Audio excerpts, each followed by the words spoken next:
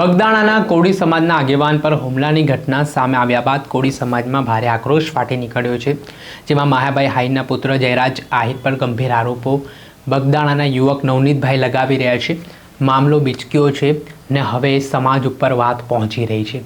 ત્યારે આ બાબતના સંદર્ભમાં કરશન ભાદરકા મેદાને આવ્યા છે, જેઓ આહિર સમાજના આગેવાન છે.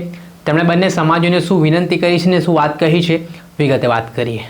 વૈષ્ણવજન તો તેને કહીએ જે પીડ પરાઈ જાનાને રે. નમસ્કાર દર્શક મિત્રો, નવજીવન ન્યૂઝમાં આપનું સ્વાગત છે. હું છું ફૈઝાન. થોડાક દિવસ પહેલા બગદાણાના કોળી સમાજના આગેવાન નવનીતભાઈ ઉપર 8 થી 10 જેટલા શખ્સો દ્વારા ઢીકા પાટું લાકડીઓ વડે ઢોરમાર મારવામાં આવ્યો હતો. આ ઘટનાનો વિડીયો પણ સામે આવ્યો હતો. હવે આખો આ વિવાદ કહેવાય રહ્યો છે કે મુંબઈમાં કાંદાવલી ખાતે એક કાર્યક્રમ દરમિયાન માયાભાઈ આહિરે જે બાપા સીતારામનું મંદિર આવેલું છે બગદાણામાં, તેના મેનેજિંગ ટ્રસ્ટીને લઈને જે નામ લીધું હતું તે બાબતે નવનીતભાઈ નામના વ્યક્તિએ આ બાબતમાં ભૂલ છે તેવું ધ્યાન માયાભાઈ આહિરને દોર્યું હતું. ત્યારબાદ એક વિડીયો માયાભાઈ આહિરનો માફી માંગતો સામે આવ્યો હતો. આ ઘટનાને લઈને વિવાદ વકર્યો અને 8 થી 10 જેટલા લોકો દ્વારા બીજા દિવસે છે તે આ ઘટનામાં જે નવનીતભાઈ છે તેમને ઢોરમાર મારવામાં આવ્યો, જેમાં નવનીતભાઈના આક્ષેપ છે કે જયરાજ આહિર જે માયાભાઈ આહિરના પુત્ર છે તેમના ઇશારે આરોપીઓ દ્વારા આ ઘટનાને અંજામ આપવામાં આવ્યો. આને લઈને આક્ષેપ પ્રતિ આક્ષેપનો દોર જોવા મળી રહ્યો છે. ગઈકાલે હનુમંત હોસ્પિટલ ખાતે મોટી સંખ્યામાં કોળી સમાજના લોકો ઉમટી પડ્યા હતા.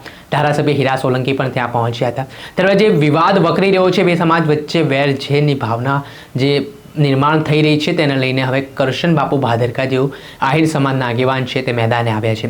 તેમણે આ પરિસ્થિતિમાં બંને સમાજને સંયમ જાળવવા માટે અપીલ કરી છે, શાંતિની અપીલ કરી છે અને આ વિવાદને શાંત કરવા માટે તેમણે કહ્યું છે. પહેલા સાંભળો શું કહી રહ્યા છે કરશન બાપુ ભાદરકા. વિગ્રહસ્ય સમાધાનસ્ય સર્વતમઃ ઉપાયઃ વાસ્તવિકતામ સ્વીકુર્વંતુ. અર્થાત વિવાદને નાથવા માટેનો શ્રેષ્ઠ રસ્તો એ છે કે વાસ્તવિકતા સ્વીકારવી. વાત મારે એ કરવી જે કોળી સમાજ અને આહિર સમાજ વચ્ચે ક્યાંક ને ક્યાંક બગદાણાથી જે અશાંતિનો માહોલ ઊભો થયો છે એ બાબતે મારે કહેવું છે કે વાસ્તવિકતા સમજવાની જરૂર છે. આહિર સમાજ અને કોળી સમાજ, મારે પૂછવું છે કે વાત સૌરાષ્ટ્રની હોય તો સૌરાષ્ટ્રમાં કયો આહિરભાઈ એવો છે કે જેનો એક પણ મિત્ર કોળી ન હોય, અને કોળીભાઈને મારે પૂછવું છે સૌરાષ્ટ્રમાં હોય અને તમારો એક પણ મિત્ર આહિર ના હોય. આવા લોકો શોધવા લગભગ અશક્ય છે, કારણ કે પેઢીઓથી એ પ્રેમ ભાવ અને પારસ્પરિકતા રહી છે. કોઈ આહિરોનું ગામ હોય અને ત્યાં કોળી ભાઈઓ ના હોય, અથવા કોઈ કોળી ભાઈઓનું ગામ હોય ત્યાં આહિરભાઈ ના હોય, આવા ગામો શોધવા પણ અઘરા છે. એટલા માટે સમાજના વડીલોને વિનંતી કરવી છે કે પોતાના સ્વાર્થ માટે ક્યાંક ને ક્યાંક સમાજને ગેરમાર્ગે દોરવાનું કામ કોઈ કરતું હોય તો એને રોકવું એ આપણો ધર્મ છે. આવો પેઢીઓ જૂની આપણી લાગણી, પેઢીઓ જૂનું આપણાપણું એને યાદ કરીએ.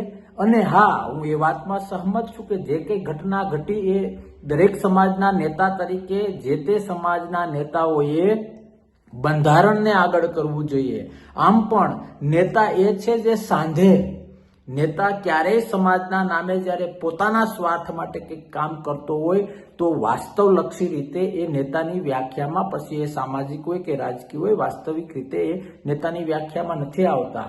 એટલે દરેકને પ્રાર્થના કરું છું કે બંધારણીય રીતે સત્યમેવ જયતે, સત્ય સાથે હંમેશા રહેવું જોઈએ. પણ વિવાદમાં ને વિવાદમાં જે પેઢીઓ જૂનો પારસ્પરિક પ્રેમ છે, લાગણી છે, આપણાપણું છે, એને અંશભાર પણ દાગ ન લાગે એનું ધ્યાન રાખવું એ તમારો, મારો, બંને સમાજના દરેક નાગરિકનો ધર્મ છે.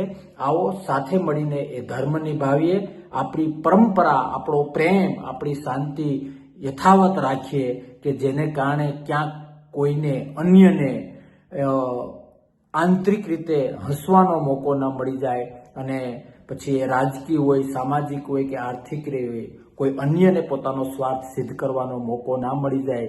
એટલી સમજણ કેળવીએ અને આપણા પ્રેમને, સત્યને નજર સમક્ષ રાખીને, બંધારણને નજર સમક્ષ રાખીને, આપણા ભૂતકાળને નજર સમક્ષ રાખીને એ પ્રેમને વધુ મજબૂત બનાવીએ અને ક્યારેય કોઈની દોરવણીથી આપણે વિવાદ ઊભો ન કરીએ.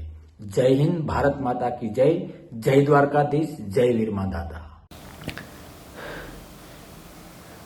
આપણે સાંભળ્યા હતા આહિર સમાજના આગેવાન કરશન બાપુ ભાદરકા તેઓ કહી રહ્યા છે કે સમાજ ગેરમાર્ગે ના દોરાય તે માટે કોળી સમાજના આગેવાનોએ આમાં ધ્યાન આપવાની જરૂરિયાત છે. ખૂબ જ ગંભીરતાનો આ વિષય છે. ચોક્કસથી આ ઘટના બની છે તેમાં જે જવાબદારો તેમની સામે કાર્યવાહી થવી જોઈએ, પરંતુ આમાં કોઈ દ્વેષ ભાવ ઉત્પન્ન ના થાય તેવી પણ પરિસ્થિતિનું નિર્માણ આપણે રાખવાનું છે. અને આ સમગ્ર ઘટનાને લઈને હવે વિવાદ છે તે વકરી રહ્યો છે. દર્શક મિત્રો, આવા જ નવા વિડીયો સાથે આપણે માહિતગાર કરતા રહીશું, એટલે નવજીવન ન્યૂઝ જોતા રહો. વૈષ્ણવજન તો તેને કહીએ જે પીડ પરાઈ જાન.